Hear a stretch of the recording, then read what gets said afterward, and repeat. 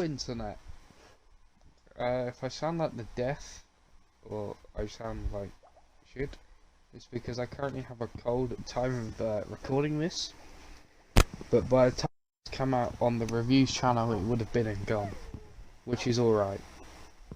Hopefully it's gone before the initial review of Brilliant Diamond. Anyway, about half hour ago, Doctor Who Flux Chapter 3, Once Upon a Time, I think it was, finished. That was an alright episode. It's not gonna have to be as long as a review because everybody sort of went through the same shit. Like, that's not necessarily a good thing. I thought it was done quite well. The same sort of plot throughout four characters. I think it's done quite well. Good job, Chris Chibnall. Anyway, this episode picks off directly after last week's cliffhanger. Not like with the first two, where it skips a bit. No, this was straight after. Before he could click his fingers, the Doctor grabbed Dan, jumped on the remaining platform things, pushed a button on a Sonic, and they flew into time, which is what that purple portal was. So it wasn't my initial thought. But anyway, to keep them safe, Vinda, I remember his name now, Yaz and Dan, the Doctor hides them in their own timelines. So they're reliving their memories, but the Doctor or Yaz keeps popping into them. Yaz starts off in a police car with a worker, and then the worker becomes the Doctor. I feel like that was a slight reference to Broadchurch, because I think that was a police series. I think Jodie Whittaker was in that. And then she's at home playing her PlayStation, I think. And then a weeping angel comes out of the screen, like that one scene from the horror film I've never watched, but with the dark hair, long dark hair, with the white outfit, crawls out. And then Yaz smashes the console, and it was a weeping angel that came out, and it disappears. So she's being followed by a weeping angel. Dan is just reliving his memory with the woman from the soup kitchen, I think, which is quite nice. They were just gossiping, and Vinda was reliving. Most of this backstory thing was on Vinda, which I quite like, because it gave us backstory to Vinda. And, you know, it was through some of his toughest stuff, and I'm pretty sure it provided exposition of why he's in the space station. Basically, he was assigned to just guard somebody for a treaty, and then the person decided to off a couple of people. Then they get killed. It was put down as an accident. Vinda's like, hey up, nah, I joined this not for one person, for the greater purpose. And he files the complaint, and then he's shot into the research platform where we first see him. The most important thing to note here is these memories, they just switch to a different location, which is weird until you realise what it is. You know, and Yaz kept appearing in Vinda's memories. I don't think the Doctor appeared for Vinda. The Doctor did appear for Yaz and Dan, sort of explaining how they're trapped in their own timelines. She put them there to save them, trying to get them all in the same place. You know, the usual stuff the Doctor does. And then what I think it was the same ship in Vinda's thing is that the institution he works for was like a model of a rocket outside, and it looked like the rocket from, I think it's Satan's Pit. where I pointed out the architecture was similar. Well, there was a rocket in there that they used to escape. Now, if it was the same rocket, it's probably the same architecture, which is cool. So yeah, that's that. The Doctor is doing that and being in the swirly vortex, speaking to the people who are stood on the platforms, who in the end tell the Doctor, whilst the Doctor's living her own thing, that it's in the past, but maybe not. I'm not sure on that one. But in her thing, she works for a group called the Division, and her like jumper thing, waistcoat, trench coat rather, is inside out, so it's like dark with the inside being grey, which is a cool way to differentiate her looks. But Yaz, Vinder, and Dan are the rest of her team, and they got like guns and shit. And they're going after the Swarm, which he now looks like a dragon, the purple one. And he's going on about other like the big dark dressed people. He's going on about how I think he said there were passengers, and there's just billions of species in there, and he just wipes out 2 of them. And the final one contains all of the people who are still on the platforms, was the Doctor Freeze, fixing time. So I believe time is now fixed, but shit's still jailbroken. And there's another like storyline going on of, I can't remember it, but this woman who's searching for someone. You know, she gets a ship, goes looking, bumps into some Daleks, which look CG and don't look their best. They still look good, but the physical models of the Daleks are better. And it's the normal bronze Daleks as well. And then she ends up in cyber territory, and it's just a big marching army of Cybermen. And she's zooming out of cyber territory, going on about how there's 3 territories: Dalek territory, cyber territory, and Sontaran territory. You can all guess what they are. She gets boarded by Cybermen, kills them all apart from one, where she gets the information off of this last Cyberman. There are over, I think, like, close to 7.5 billion Cybermen, and they're trying to convert everybody else that's organic and be the only one who controls territory, which is the usual Cybermen goals. She didn't speak to the Sontarans, neither did she have a chit chat with the Daleks. But this woman has like this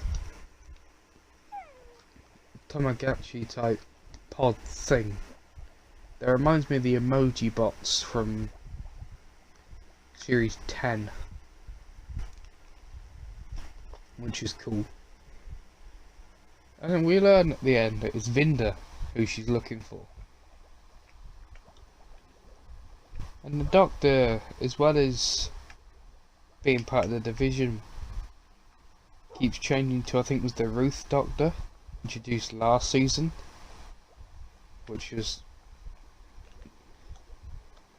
weird.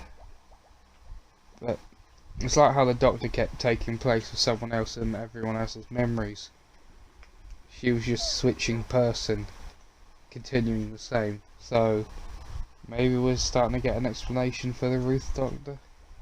Who knows? Would be nice.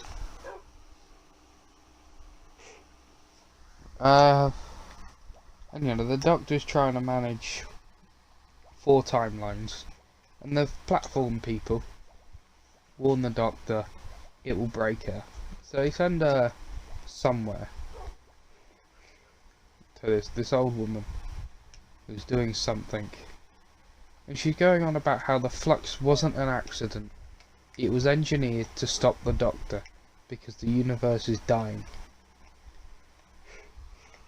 I mean, that would be a way to end the 60th anniversary. Just destroy the universe and restart it. I mean, the universe was destroyed in one of the Matt Smith episodes as the 11th Doctor. I think it was like Big Bang, when he rebuilt the universe. That was a confusing storyline. Well, I haven't rewatched it, but from what I remember, it's like the Pandorica opens and Big Bang, I think. Weird. But that'd be cool. And this woman knows the Doctor, the old lady, and she's telling the Doctor not to find this place. You know, basically just telling the Doctor to give up. And the Doctor's like, nah, lost cause my speciality. And she gets kicked out of the purple swirly zone. And Doctor Az and Vinda, they're all in the magic platform chamber. The swarm are telling the Doctor sort of well done for fixing time. And there's one of the passengers there still. And it's got Soup Woman, who Dan was talking with, inside of it. And Dan wants to go and get her out, obviously. The Doctor tells him no, you can't.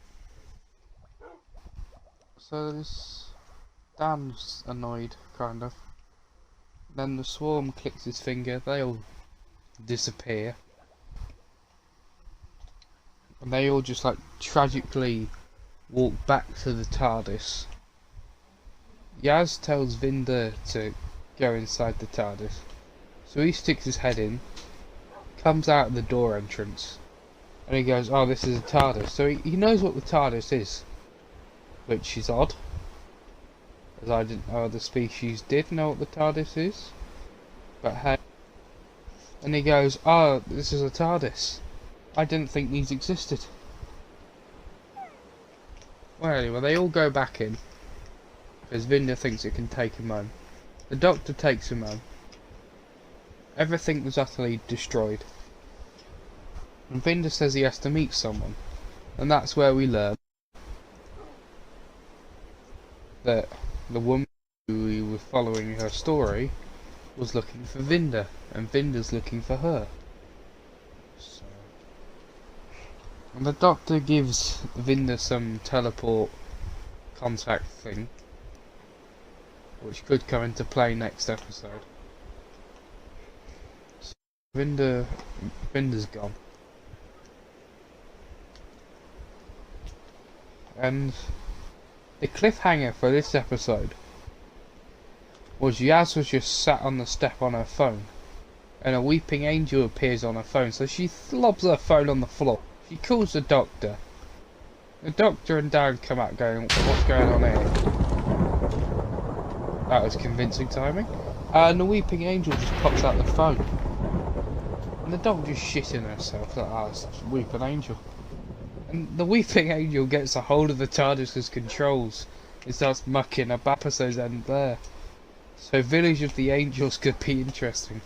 Because I know in Blink, with Sally Sparrow, there was a quote, because the 10th Doctor had to get the TARDIS back, and the Angels had the blue box, and there was a quote, something along the lines of, the Angels have got the blue box or something. And one of the blokes says, I've got to get that on a shirt. Why is my contrast? And yeah, I thought it was quite a good, I thought it was quite a good episode. I mean, the whole trapped in their memories reminded me of a storyline from Red vs. Blue, where everyone was trapped in their own memories in a labyrinth that was to make them off themselves. And one person had to get them all back.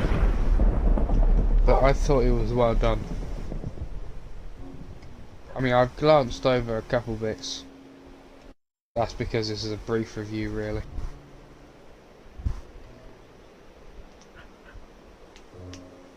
I thought the CG on the Daleks was a little below Doctor Who's normality. That could just be me. I could be being overcritical, but I thought it was just below the bar. But yeah. Next week's episode is called Village of the Angels, I believe, and it looks quite interesting. I'm also looking forward to the new Evil Dan edits of this episode, because I saw the Evil Dan edit where he stops the cliffhanger of last episode. It was edited by Doctor Who Poop, and it's just where he hits everybody with the frying pan. There's like the swarm and that. And John Bishop retweeted it and went, "Love this." So John Bishop is a fan of Evil Dan? Evil Dan is a fan. No, Dan is a fan of Evil Dan.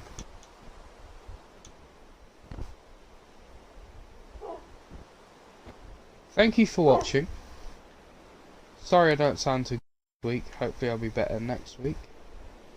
Hopefully. If you enjoyed this, everything will be linked below in the description. My other channels here and that. I'll see you next week for another review. And if I did decide to make a review of Diamond and Pearl, I hope I sounded better in that than I do currently. Thanks for watching, so have a good day, have a great day.